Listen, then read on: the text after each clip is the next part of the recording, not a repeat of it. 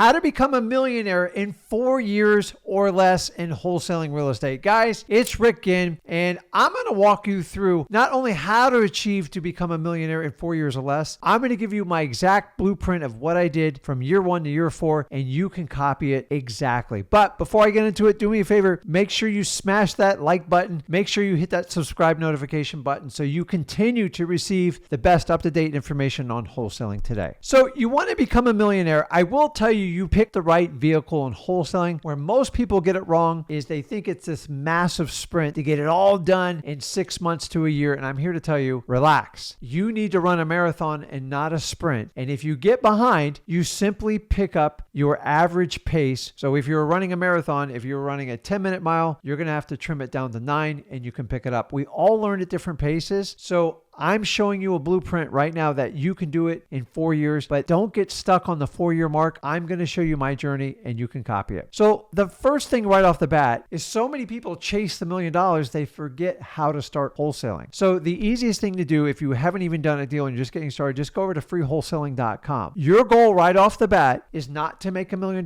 It's to get your first deal done. So many people forget that you have to do a deal before you get to $1 million. So many people want to get to the $1 million and forget that you have to get your first deal. And honestly, getting your first deal is actually the fun and exciting part because you're learning, you're going on a journey. Let's get you your first deal. That is step 1. That is your number 1 goal in year 1, to get first deal done. If it takes you 3 months or it takes you 6 months or maybe even takes you a year to get your first deal, we all have different paths. Some of you guys are full-time workers, you're full-time parents, you have a lot of people you got to take care of, you have obligations. I get it. I had to work while I was achieving this goal in my first year. And if you want to take that path, you can do it. You just got to be more flexible in your time. So now you do your first deal. We're in year 1. Say it takes you 3 to 6 months. And here's the really cool part is you have done the hard work. Now you just have to duplicate your efforts and cut the time in half. And the goal by the end of year 1 is get you to that first $100,000 mark. I'm telling you, you got to do your first deal. And then your objective number 2 in year 1 is get to that $100,000 in assignment fees or however you take your deals down. And remember, you got to do deal 1, then we get you to your first $100,000. That is the game plan for year 1, and you've got to stick to it. So hopefully you've got the blueprint for year 1, and now we're moving on to year 2, and I'm going to show you how this changes. And remember, our goal is to get you to the $1 million by end of year 4. So now that you're at the $100,000 mark, you have now set up your journey, and this is the part that people don't quite get. So the reality is getting from your first deal to the first 100,000, in my opinion, is the hardest part of your journey. That is where you're going to make the most mistakes. That's where you have to talk to a ton of sellers. And although some of your deals are going to fail, it's going to forge you as a wholesaler in the long run. To be honest with you, most of your biggest gains are going to come from your biggest failures because you're going to learn a lesson. And when you learn a lesson, you learn to try not to make that mistake going forward. So now we're in year 2.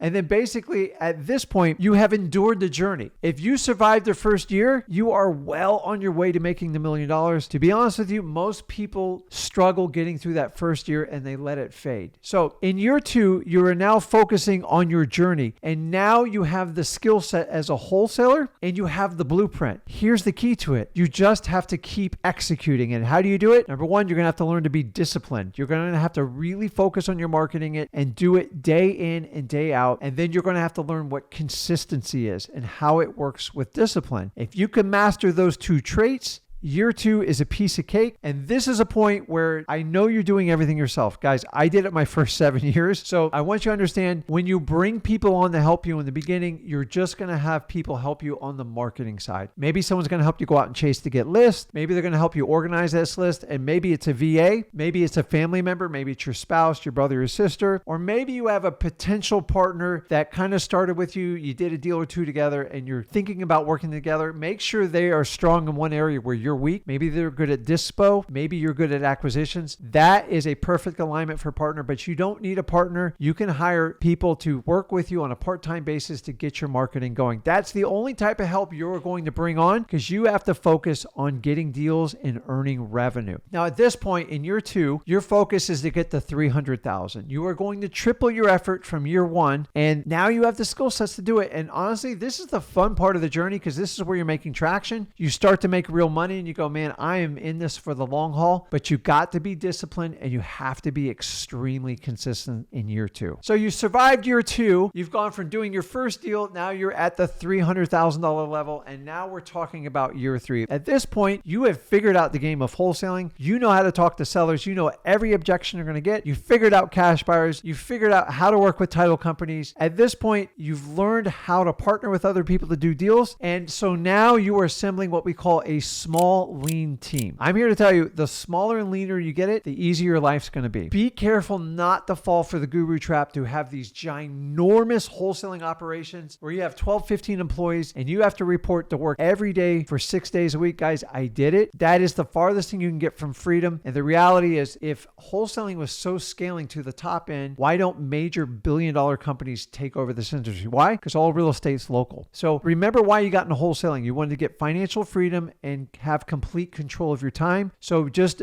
be careful. I strongly recommend you not getting an office at this point. You're going to be tempted to. It's going to entrap you, and you're basically going to go back in a work cycle if you do that. So you're going to assemble a small team. At this point, maybe you're looking at bringing on an acquisitions person. Honestly, you can still do acquisitions yourself. You can bring on a dispo person, an ex-realtor, and have them help you do dispo. And then you can bring on someone to do marketing and transaction coordinating. But guys, 1 to 3 team members, anything more, your revenue has to explode to do that. You're only at the $300,000 mark. So keep it dialed in until you have so much revenue, you need to get people to help you out. Small team is the key in year 3. Now, at this point in your career in wholesaling, you're going to find your niche. So one of my niches was probates. I got really good in, and we laser focused on it and we destroyed it. And if yours is tax delinquencies, if yours is reverse driving for dollars, maybe it's code violations, whatever it is, really accent and push hard as you can, expand to surrounding markets, or this is a point where you can easily pick up a virtual market so you can increase your revenue per deal and get a nice gross revenue at this point. And at this point, you are looking to get your numbers up around $650,000, and I'm talking about net. So 650 is a nice, sweet round point. And at this point, you're going to have to start bringing in a bookkeeper. You don't bring them in your office. You work with them virtually. Find somebody in the US, that's the preference, and get your books organized sooner than later, because if you wait till year 4 and 5, it's going to be a train wreck. So find a good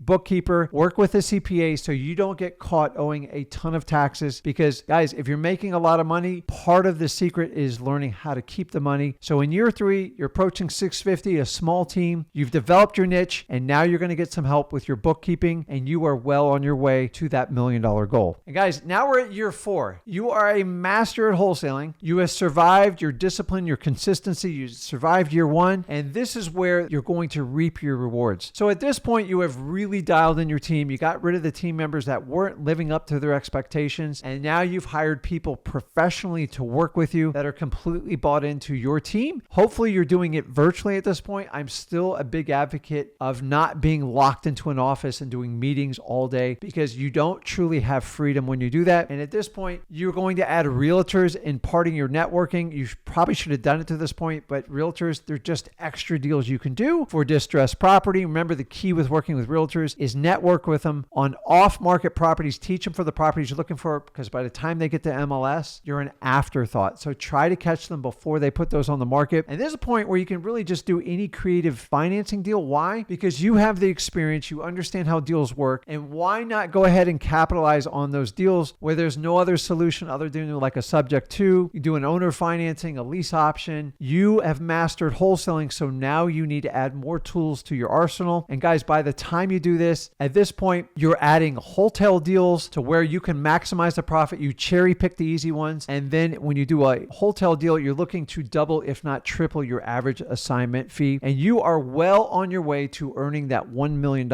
net. And if you want to collect some rentals to gain some long-term appreciation and net worth, this is a time to do it. Remember, rentals is a whole nother division of your company, and it's going to add to your final net worth. Now we're at the $1 million, and I want you at year 4, you're going to have to make the switch. And I'm going to give you a little hint on how to do it. Instead of focusing purely on making a profit on your P&L statements, you're going to have to shift and focus on net worth. And net worth sometimes makes you take a little bit step backwards and start buying and holding some of your properties. Some are in rentals, maybe some small commercials, maybe in a small apartment complex, and it's going to cost you some money. Hopefully you get some financing, but you're going to have to put down some big down payments. But this is money that's going to grow passively with you over time, and you control the asset. And if you come back into it 5-10 years, that's where you can get some real huge home runs. And here's the key: still run your wholesaling operations, because that's what's going to give you your regular paycheck. And then your long-term capital play on appreciation, that stuff's going to pay you over time without you directly being involved with it and doing the work. It doesn't mean you don't manage it through a property management company. It just means at this point, you are focusing on net worth over complete profit. Because guys, when you start making this kind of money, if you do not buy assets that pay you, you're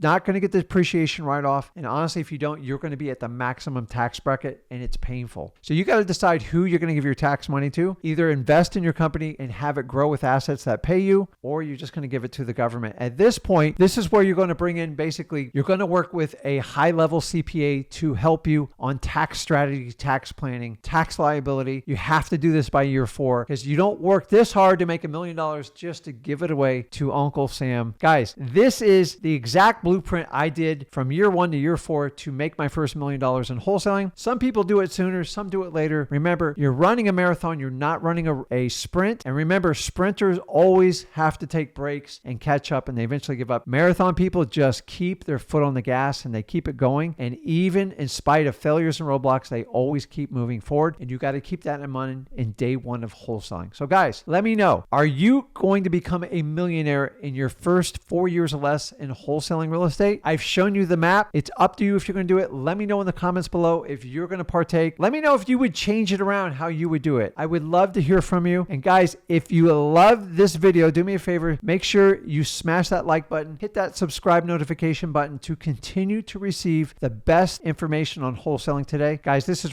Ginn, and I'll see you in the next video.